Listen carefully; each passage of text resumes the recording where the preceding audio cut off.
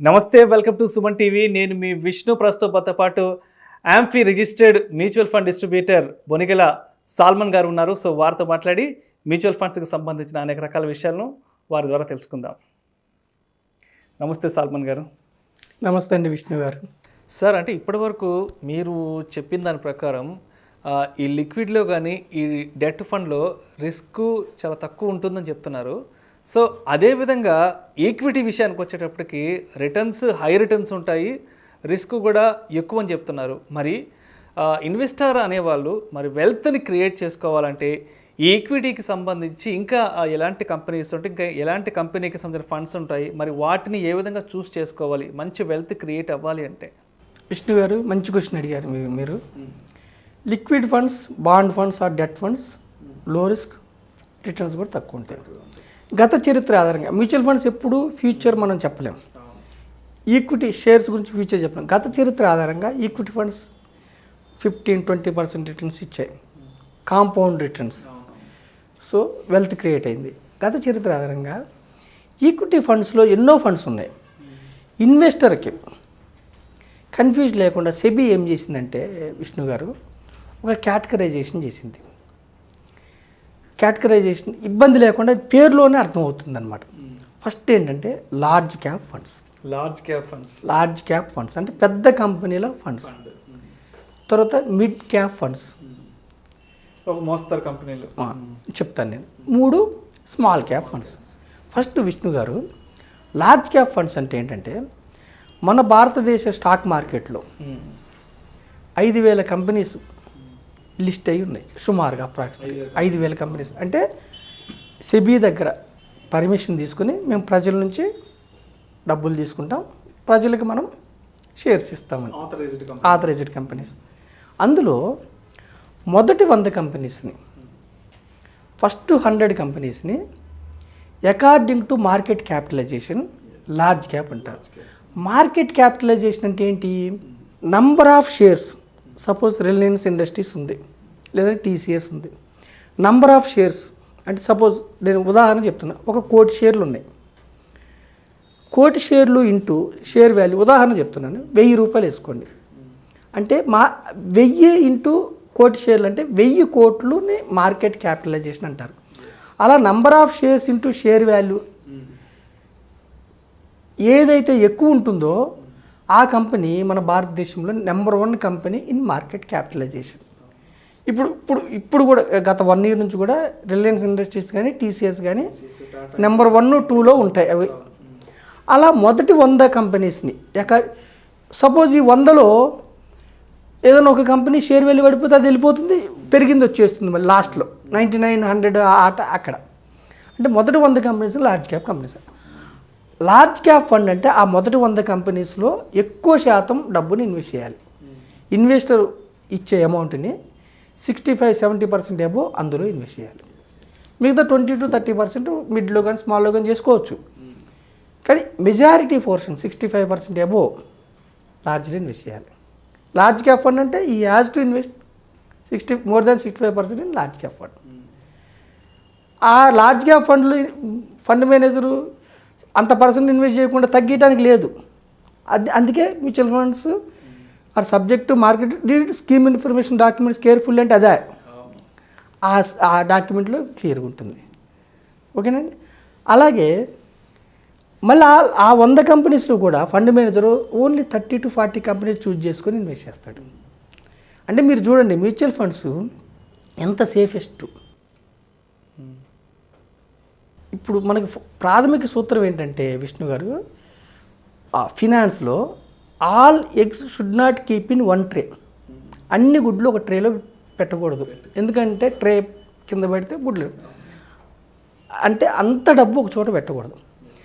మనమే డైరెక్ట్గా షేర్ కొన్నాం అనుకో, ఒకే షేర్ కొన్నాం అనుకోండి, సపోజ్ ఆ షేర్ కుప్పగూలితే ఆ కంపెనీలో ఏమైనా ఫ్రాడ్ అయితే మొత్తం డబ్బు పోతుంది.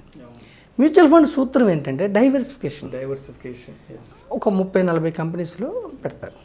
మిడ్ క్యాప్ అంటే ఏంటంటే Vishnu garu, according to market capitalization 101 company నుంచి 250 కంపెనీస్ వాటిని మిడ్ క్యాప్ కంపెనీస్ అంటారు. 101 ఆ 150 కంపెనీస్లోంచి 30 to 40 కంపెనీస్ చూజ్ చేసుకొని ఫండ్ మేనేజర్ అందులో షేర్లు కొంటాడు. స్మాల్ క్యాప్ కంపెనీస్ అంటే 251 to 5,000 కంపెనీస్లో. అంటే జనరల్గా large cap companies market capitalisation 20,000 crore above ఉంటుంది. మిడ్ క్యాప్ 5,000 to 20,000 మధ్యలో మిడ్ క్యాప్ ఉంటుంది. స్మాల్ క్యాప్ అంటే 500 crore అలా. ఓకే విష్ణు గారు, ఈ 3 కాకుండా ఇంకా కొన్ని ఉన్నాయి. అవేంటంటే flexi cap fund. Flexi cap ఈ పేరులోనే లార్జ్ అంటే లార్జ్, మిడ్ అంటే మిడ్, స్మాల్ అంటే చిన్న కంపెనీస్ ఫండ్. చిన్న కంపెనీస్ ఫండ్లో large cap fund stable returns ఉంటాయి, డౌన్ అయినప్పుడు ఎక్కువ పడదు, రిటర్న్స్ వచ్చినప్పుడు స్టేబుల్గా ఉంటాయి. మిడ్ క్యాప్ ఫండ్లో లార్జ్ క్యాప్ కంటే కొంచెం ఎక్కువ రిటర్న్స్ వస్తాయి, మార్కెట్ కరెక్షన్ వచ్చినప్పుడు ఎక్కువ పతనం అవుతుంది. స్మాల్ క్యాప్లో హై రిటర్న్స్ ఉంటాయి, మార్కెట్ కరెక్షన్ వచ్చినప్పుడు హ్యూజ్ కరెక్షన్ ఉంటుంది.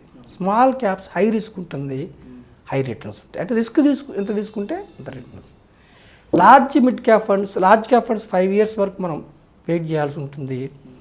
మిడ్ క్యాప్ అయితే ఒక 6-7, స్మాల్ క్యాప్ అయితే 10 years వరకు కూడా వెయిట్ చేయాలి. అలా వెయిట్ చేస్తే మంచి రిటర్న్స్ వస్తాయి. అలాగే ఫ్లెక్సీ క్యాప్ ఫండ్ అంటే ఫండ్ మేనేజర్కి ఫ్లెక్సిబిలిటీ ఉంటుంది. మనం 1,000 రూపాయలు ఇస్తాం. కొంతమంది లార్జ్లో కొంత పెడతారు, మిడ్లో స్మాల్. ఒక చిన్న ఇన్వెస్టర్ ఉన్నాడు, 500 పెడతాడు లేదా 1000 పెడతాడు మంత్లీ. ఈ అన్నీ చూజ్ చేసుకోలేడు. సో ఫ్లెక్సీ క్యాప్కి వెళ్ళాడు అనుకోండి, ఫండ్ మేనేజరే లార్జ్ ఒక్కొక్కసారి ఒక్కొక్క రంగం బాగా పెర్ఫార్మ్ చేస్తుంది విష్ణు గారు. ఒక్కోసారి లార్జ్ పెర్ఫార్మ్ చేస్తే, ఒక్కోసారి మిడ్ చేసి, ఒక స్మాల్ చేస్తుంది. ఫండ్ మేనేజరు చూజ్ చేసుకొని లార్జ్లో ఎక్కువ పెట్టాలా, మిడ్లో ఎక్కువ పెట్టాలా, స్మాల్, ఆయన యొక్క విచక్షణ బట్టి ఆయనకి ఫ్లెక్సిబిలిటీ ఉంటుంది. వాటిని ఫ్లెక్సీ క్యాప్ ఫండ్స్ అంటారు. అలాగే ఫోకస్డ్ ఫండ్స్ అంటే మన విష్ణు గారు ఈ ఫండ్స్లో 30 to 40, 50 కంపెనీస్ వరకు కూడా ఇన్వెస్ట్ చేస్తారు. ఎక్కువ కంపెనీస్లో ఇన్వెస్ట్ చేస్తే కొంచెం ఫండ్ మేనేజర్కి ఎక్కువ కంపెనీస్ మీద కాన్సన్ట్రేట్ చేయాల్సి ఉంటుంది. కాబట్టి ఫోకస్డ్ ఫండ్ అనేది ఏంటంటే maximum stocks 30 or less than 30. అంటే లిమిటెడ్ స్టాక్స్ ఉండటం వల్ల అతని కాన్సన్ట్రేషన్ స్టాక్స్ మీద ఎక్కువ ఉంటుంది. వాటిని ఫోకస్డ్ ఫండ్స్ అంటారు. ఇవి కాకుండా హైబ్రిడ్ ఫండ్స్ అంటారు. హైబ్రిడ్ ఫండ్స్ అంటే ఉంటాయి. హైబ్రిడ్ ఫండ్ అంటే పేరులోని హైబ్రిడ్, ఈక్విటీ పర్సంటేజ్ కొంత, డెట్ పర్సంటేజ్ కొంత. అంటే కొంతమంది లంసమ్ పెడతారు, 10 లక్షలు, 20 లక్షలు, ₹1,00,00,000. ఇప్పుడు పెడితే మనం 54th ఆల్ టైమ్ హై, ఇండియాలో ఆల్ టైమ్ హైలో ఉంది స్టాక్ మార్కెట్. పడిపోకూడదని ఛాన్స్ లేదు, పడిపోయే అవకాశం ఉంది, పెరగొచ్చు తగ్గొచ్చు. కాబట్టి హైబ్రిడ్ ఫండ్ చూజ్ చేసుకుంటే వాళ్ళు ఇచ్చే 100 రూపీస్లో 65 రూపీస్, మినిమం 65 ఈక్విటీలో, అంటే అగ్రెసివ్ ఈక్విటీ హైబ్రిడ్ ఫండ్ తీసుకుంటే 35% వరకు డెట్లో పెట్టుకోవచ్చు. అప్పుడు ఏమవుతుందంటే డెట్లో ఉన్న డబ్బు మార్కెట్ కరెక్షన్ వచ్చినప్పుడు ఫండ్ మేనేజర్కి ఈక్విటీ పోర్షన్ పెంచుకోవచ్చు. అవి hybrid funds, balanced hybrid funds అంటారు. ఇవి వివిధ రకాల ఫండ్స్ విష్ణు గారు. Large cap, mid cap, small cap, flexi cap, focused, hybrid funds, ఇవి డిఫరెంట్. ఇవి కాకుండా ఇంకా థిమాటిక్ ఫండ్స్, థీమ్ వైజ్గా సెక్టార్ ఫండ్స్ ఉంటాయి. సెక్టార్ అంటే ఇప్పుడు ఫార్మా ఉంది, ఓన్లీ ఫార్మా రంగంలోనే పెట్టాలి. ఆ పర్టికులర్ సెక్టార్కి సంబంధించిన థీమ్ ఫండ్. థిమాటిక్ అంటే ఆ థీమ్, అంటే ఫైనాన్స్ అంటే ఫైనాన్స్ సంబంధించిన కంపెనీస్. అయితే థిమాటిక్ ఫండ్స్, సెక్టార్ ఫండ్స్ ఇవి మోర్ రిస్కియర్. అంటే ఒకే సెక్టార్లో పెడతాం కాబట్టి ఆ సెక్టార్ బాగా పెర్ఫార్మ్ చేస్తే బాగా డబ్బులు వస్తాయి, చేయకపోతే. డైవర్సిఫైడ్ ఫండ్స్ సేఫ్ ఇన్వెస్టర్కి. డైవర్సిఫైడ్ ఫండ్స్ ఏంటంటే 10 నుంచి 15 రంగాలు. ఏ దేశంలో కూడా ఒకటేసారి 10 నుంచి 15 రంగాలు పడిపోవు.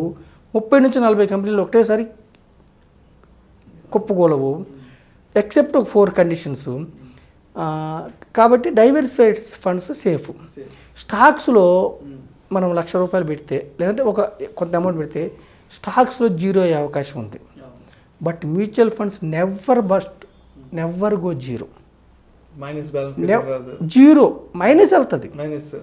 మనం 100 రూపీస్ పెడితే 5 years లోపు మైనస్ వెళ్తుంది ఈక్విటీ ఫండ్స్లో, జీరోకి వెళ్ళదు. మ్యూచువల్ ఫండ్స్లో జీరోకి వెళ్ళదు. ఎందుకంటే 30 to 40 కంపెనీస్ 10 నుంచి 15 రంగాలు 10 నుంచి 15 రంగాలు 5 ఏళ్ళు 7 ఏళ్ల పాటు జీరో వెళ్ళవు.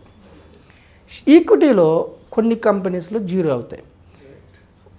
ఓకేనండి విష్ణు గారు, ఇవి వివిధ రకాల చాలా చక్కటి విశ్లేషణ ఇచ్చారు. మ్యూచువల్ ఫండ్స్లో అసలు ఏ రకాలు ఉంటాయి అండ్ వేటిలో మంచి రిటర్న్స్ వచ్చే అవకాశం ఉందని కూడా చాలా అద్భుతంగా వివరించారు. Thank you.